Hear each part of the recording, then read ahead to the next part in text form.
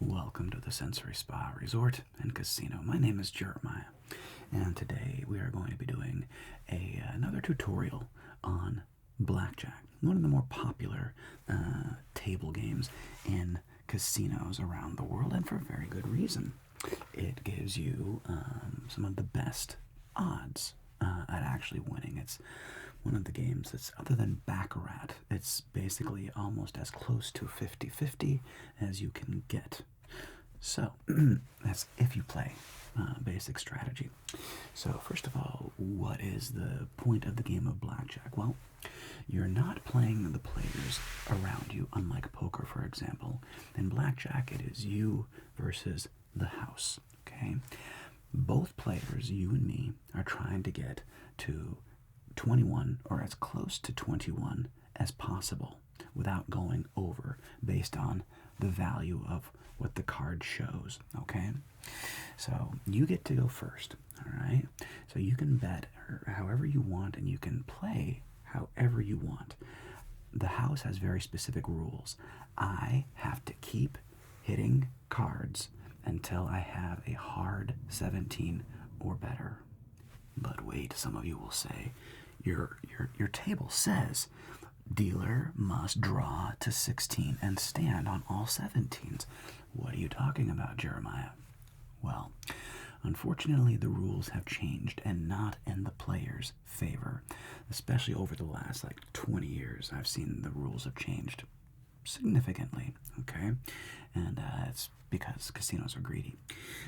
So nowadays, all casinos hit a soft 17. That's when you have an ace and a 6, because an ace can be a 1 or an 11, okay? All modern casinos hit a soft 17, and they stand only on hard 17 or better. Turns out, if you do the math, it gives you like a point something 03% advantage, but over thousands of hands, 0.3% or whatever it is matters to the casino's profits. So, so as you take a seat here, okay, the first thing you're going to do is notice what is the stakes of the table. I was recently in Vegas at the Aria, and the cheapest blackjack table I could find was a $15 table. Okay, it used to be back in the day, not too long ago, you could find a $5 table, $10 tables. Those don't really exist anymore, at least that I saw, not in the main Las Vegas. Maybe in the outer strips, it's possible, okay? And what that means for you as a player is that you're going to be risking more money than back in the day. Back in the day, you sit down with $100 at a $5 table, well, it's 20 bets, right?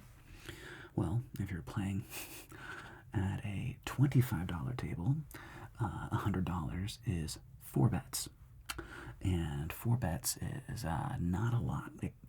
4 hands you can win, but you can also very quickly lose. It's a very small sample size. So prepare yourself that you're probably going to be playing at a $25 table. If you play at a $15 table, I noticed almost all the $15 tables, and this made me mad, don't pay out. See how this says pays out 2 to 1, okay, for insurance, and 3 to 2. Let's say blackjacks pay out traditionally 3 to 2, or 50% more than you bet. So if you bet $100 and you get a blackjack, you win $150. Nice, right? Well, a lot of the modern casinos now pay out 6 to 5, which is a 20% bump. So if you spent a $100 bet and you get a blackjack, you only win back $120. Now, why do they do this? Because they're greedy and they want to take your money, okay? Remember, friends, this is gambling. It is always in the house's favor. If you gamble long enough in games of chance like blackjack, you will eventually lose, okay? Even if you have whatever your strategy is, it is always gambling, okay? And now, with all that being said, you want to try gambling. You want to try blackjack. So you go into a casino in fabulous Las Vegas or wherever you're vacationing, and you sit down and you notice, okay, it's a $10 buy, it's a $10 minimum bet, it's a $15 minimum bet. Like I said, $25 minimum bet, unfortunately, now is not uncommon, okay? And if you want to get the better rules where the blackjack pays out 3-2, most of the time you have to be at a minimum $25 table. I know, unless you're like in downtown or like old Las Vegas, not nearly at as nice a casino. If you're at a nice, fancy, modern casino, prepare yourself. So let's say you wanna play some hands and you're at a $25 table. The way chips break down, usually the white chips are usually $1 chips. Okay, reds are traditionally reddish colored chips, are typically $5 chips. Something in the middle, bluish orange, can be like a $10 chip. It's all kind of arbitrary, and then typically greens are 25, and black chips tend to be $100 chips. Okay. It doesn't have to be this way. It's just kind of a general guideline. All right. So you're at a $25 table. You probably want to be able to, make at least 10 bets. So let's say you buy in for like $500. Okay. So you buy in for $500. You would set your money down on the table.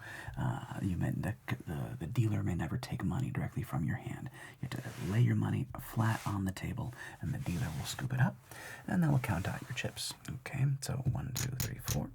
There's 100 and 200 and 300 and 400 and $500. Okay. So we have 4, 8, 16, 20, 24 bets. All right, not a ton. 24 bets. Okay. So let's say you would like to play a hand. Now, one other bit of etiquette. Again, some people, if you're at a crowded table or you walk up to a crowded table, generally nobody's going to care if you sit down. However, some people are weird, and if they're on a hot streak and you sit down and all of a sudden the table goes cold, they might give you some sideways nasty looks. Can you handle a sideways nasty look? Yes, you can. So don't worry too much about that. As long as you're polite and friendly, nobody's going to care. Okay, so you say, okay, place your bets, and you're going to place your first bet like so. Okay, you place your chip in front of you, and you're going to get a card face up. In this case, it's a 6. I'm going to get a card. They either do it face down, and this card will eventually be face up regardless. So when I was in Vegas, they just actually dealt it face up immediately. And then you get another card, and this takes a 10, so you have a 16. Okay, you got a 16 there. And then my second card goes face down, unlike this. Okay, now because I have an ace, the dealer's always gonna check their whole card and make sure that it's not a 10, because that would give me a 21. 10 plus 11, right? Because ace can be a 1 or an 11. And I'll offer something called insurance. Now, insurance is when you place half your bet. Okay, so in this case, it would be like $14, right? $14.5. No, that's wrong. $12.5. And you would place insurance here. And if I had a blackjack, that would pay out 2-1. You would lose this bet here, but you basically end up breaking even, right? So you get your money back, and I have a blackjack. The guidebook says never take insurance unless you're counting cards and the count is incredibly high, and I really think that the dealer has a blackjack. It's your call. You play how you want, but basically the book says never take insurance. And in this case, you have a 10 and a 6. You have a 16 versus an ace. Now, that's a pretty high hand, right? If you get anything higher than a 5, you're going to bust, right? But the odds are I probably have something better than a 16, okay? Especially with an ace, because it can be a 1 or an 11. So the book says hit. So you would tap your card, you tap the table like that, where you just say hit, and the dealer will then give you another card. In this case, another 10, so that's 10, 20, 26, which is too much, so you automatically lose. Okay. Then the house will always show what they had. I was showing a soft 16, so I would have had to hit this, right? This is for demonstration purposes. I would have had to hit the soft 16, and now I have a 14, okay? Because 5 plus 8, or 6 plus 8, all right? Whatever way you do your math in your head to get to 14. Now I have a 14, and I have to hit again because I have to play until I get a 17 or better. And in this case, I busted, okay? So one could argue that, who knows, hindsight's 20/20, whatever. but in this case I would have busted. All right, let's play another hand and see what happens. I'll kind of guide you through things like splitting, when you should hit, when you shouldn't hit, and things like that. Okay, so place your bets, and you place your $25 bet here. All right, and we go 10 and 20. Very nice. And then again, the first card I end up showing. Now, I have a 6. Now, a 6 is the best card for you. It is known as a bust card for me, especially 4, 5, or 6, okay? Because most likely, I'm going to have a 10 card. Because a 10 is worth 10, a jack, queen, or king are all worth 10, okay? So the odds are that's probably a 10 card. But when you get a 20, you always stand. You never split 10s. You know, you don't split cowboys or queens or you don't split them because you're already at 20. So mathematically speaking, I mean, you could split them and hope, but usually it's better to have, you know, what do they say? 1 in the hand is better than 2 in the bush, right? Of like birds. So it's better to have a winning hand in front of you. And you just stand. Just wave your hand across your card and stand. And then I show my card and I have a 13. Of course, I have to hit. 13 hits and becomes a bust. Okay, 23, so you win. And they'll place your money right beside you like so. And once they do that, you may touch your money and adjust your chips as you see fit. Okay, so you take your money back and let's say maybe you let it ride. So you leave it out there. All $50 this time. Okay, let's see what happens. So with your card, you get a 10. And I get a 12. All right, a lot of cowboys there versus my 10. And again, if the dealer gets a 10 or an ace, they have a little mirror. I don't have one of those little cute little mirrors. They'll take their card back like this and they'll check. They're making sure that bottom face card is not an ace. If it is a blackjack, then they'll turn the card over. And unless you have a blackjack, of course, you automatically lose. If both player and dealer have a blackjack, it is a push, and it's even money. Nobody, just money stays. So in this case, you have a 12 versus a 10. And what do you think you should do? Hit, because the most likely card that this is a 10 card. So the most likely hand that I have is a 20, and 12 is not going to be at a 20, right? So you hit 12 hits and becomes a 14. What do? You gotta hit again, right? You're just hoping it's at 7 or less. Okay, 16. Now what do you do? I know it's scary. The book says hit, right? So you're supposed to hit against a 10. You gotta hit that 16, and you did bust, right? Who knew? Maybe a fourth 2 could have come out. Okay, but in this case, you did bust. And I will show my hand. I am showing a 13. I'm not going to play the rest of it out because you've already lost, okay? We're making sense so far. So we have a 10, 12, 14, 16, plus 9 is 25. So we bust, okay? Okay. Now let me add a hypothetical player next to you. All right, let's just say they've sat down. Yeah, let's say they have a couple $100, like maybe same as you. 5, 6, 7, 8. Let's say they buy for 500, just like you. You each sit down with $500 in front of you, okay? All right. So, you place your bets, and again, you place your bet, $25, and they place a $25 bet as well. And you get your first card. This guy says another 2, 2, 10, 7, 19 versus our 10. So I'm going to check, make sure I don't have a 21. I do not. And a 7 against a 10, what do you think you're going to hit, of course? So 7 hits, and now 7 becomes a 15. Against a 10, again, you assume that beneath there is a 10 card, right? So until you get 17 or better against a 10, you're going to keep hitting. So we are at 5, 6, 15 hits, and becomes a 16. Okay. Again, I hate doing it. You're supposed to hit against a 10. I know. Hit, and we get a bust again with the 9. So sorry. Alright. Well, they have 19, so they are going to stand. Because they have basically, if you have 17, a hard 17 or better, you always stand. And here we go. And I have 17 myself, so I would have beat you no matter what. But this player over here wins, so they get their $25.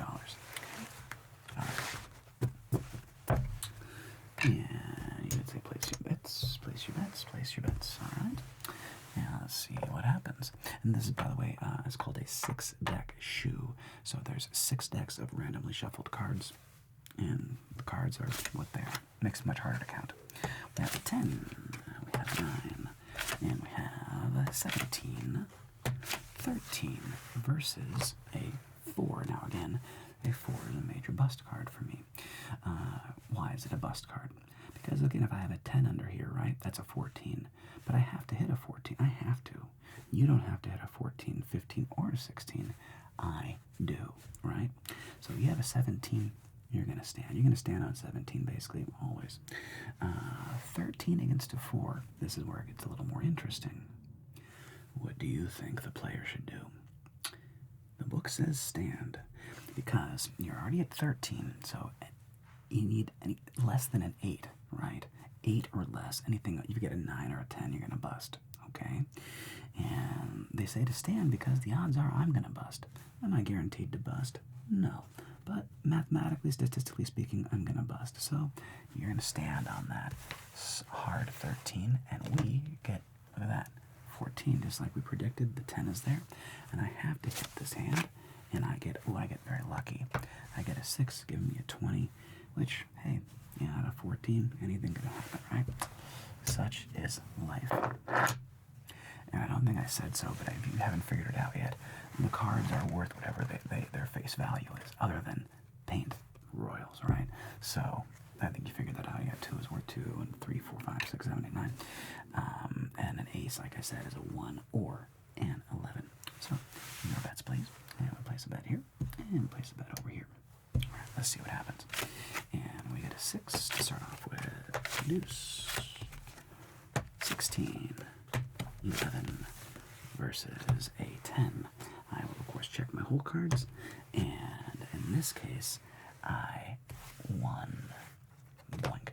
So before any betting happens, before you can do anything, like in this case, we have an 11 here, you always double down on 11, because the odds are you're going to get a 10. So mathematically speaking, you always double down on 11, and in fact, you double down on 10 most of the time, unless I'm showing a 10 or better myself, okay?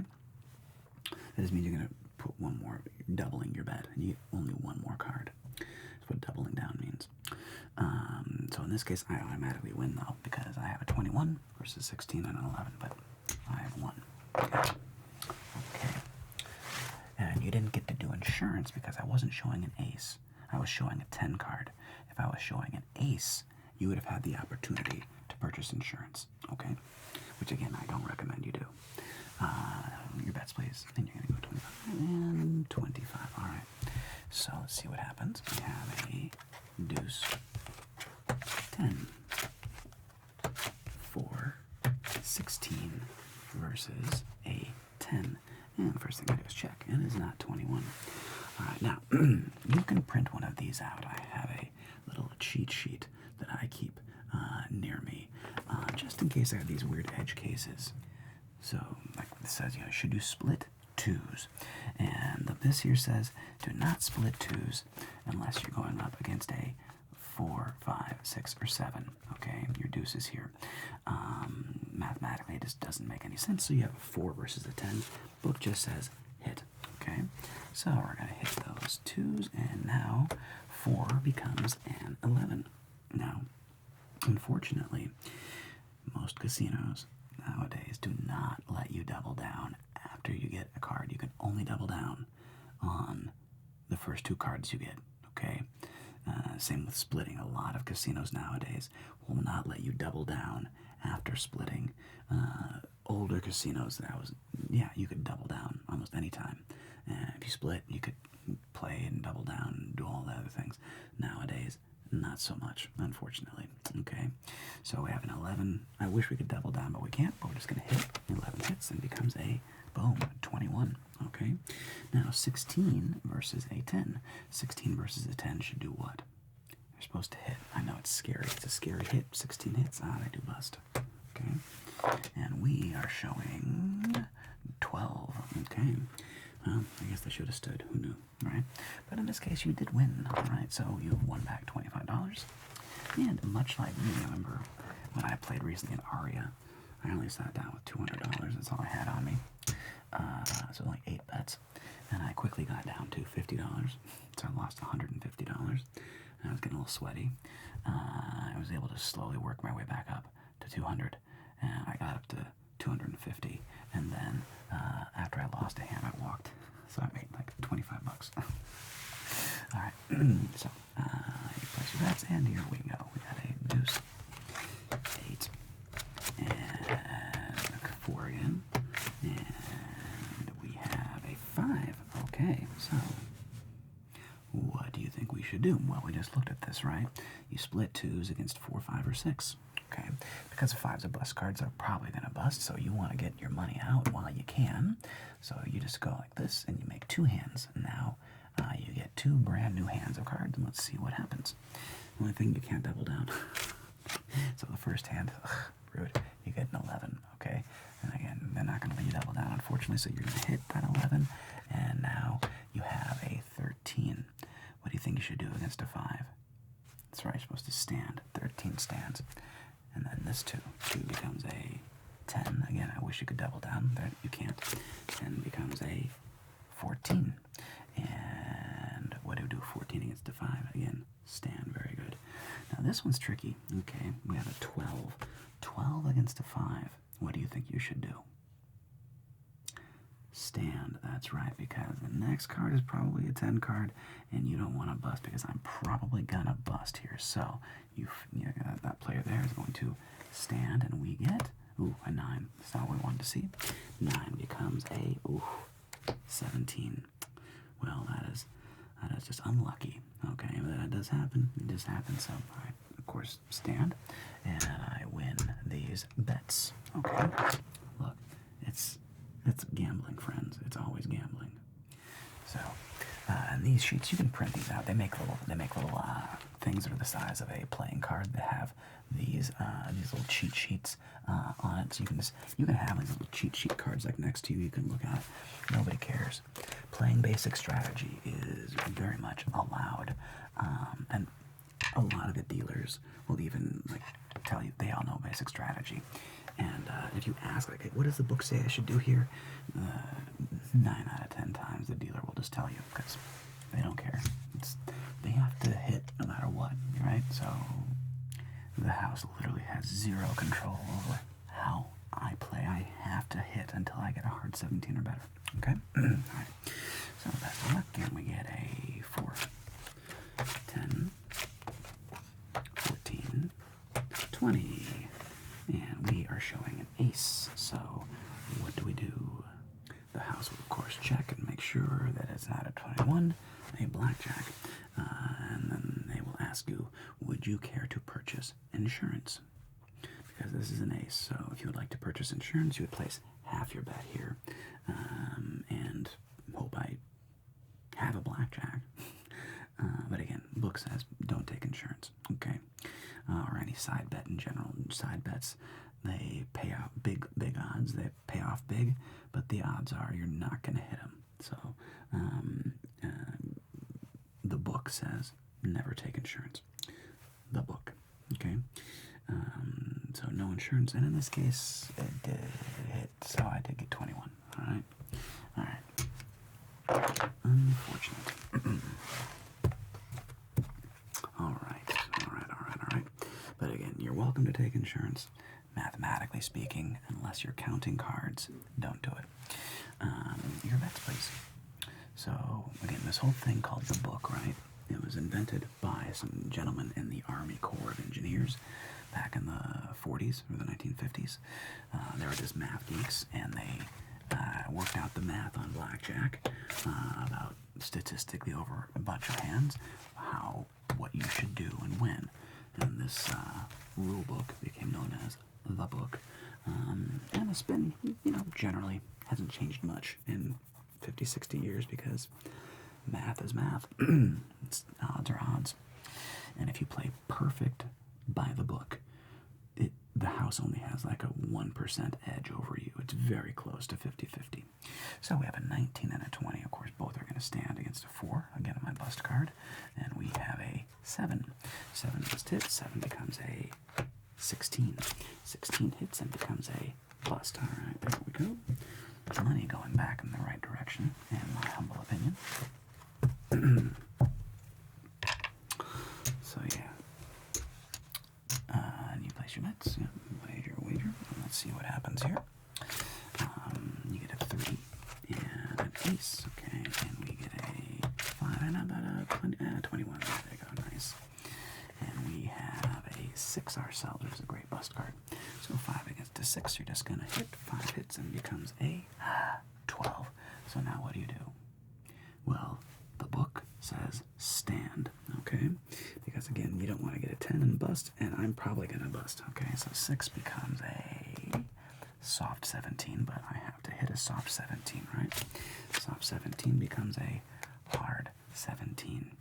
Well, that is just rude and annoying.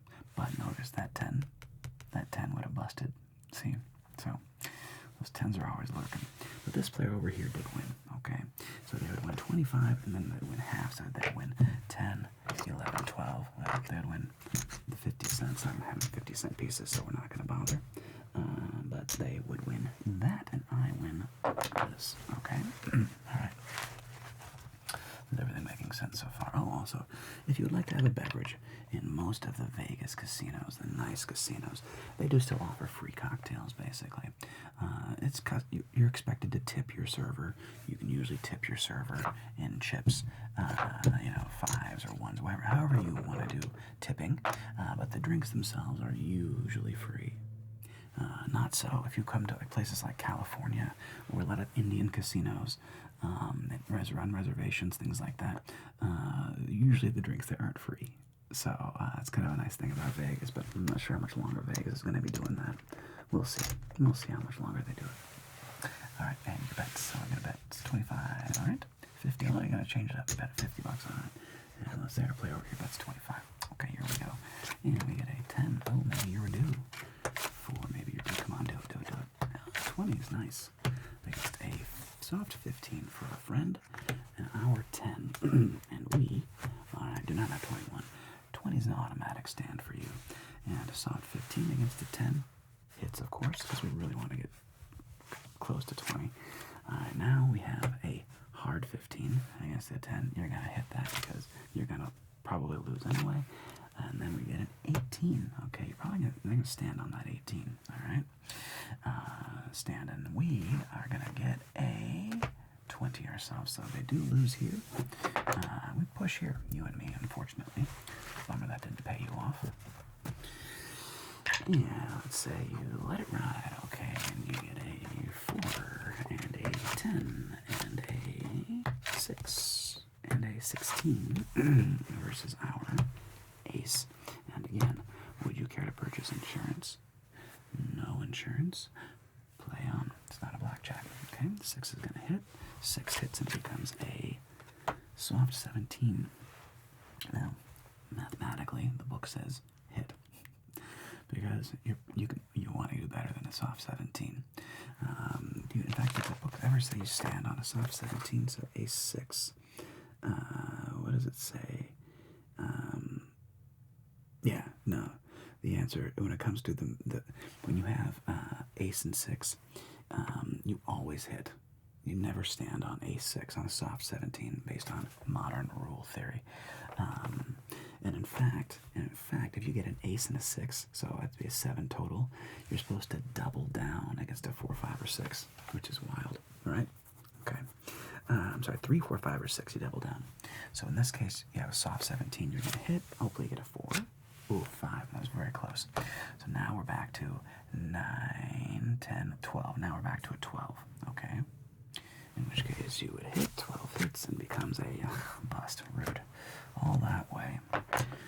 16 against an ace, of course, hits. 16 on a bust. So everybody loses. And we had a 18. So we had 18. Would have won anyway. Alright. Let's like, for example, okay, we got you get dealt aces, right? Like so, okay? What do you do with those? Well, you always split aces and you always split 8s. Aces make sense, right? Because hopefully you get a 10 card, you get two 21s. Although the blackjacks, after you split aces, don't pay out 3 to 2. They only pay out 1 to 1, okay? After you split. but still you're likely to get a 21 or something like that, or a 20, whatever. When it comes to 8s, why do you always split 8s? Well, 8 and 8 is 16, basically the worst hand you can have, right?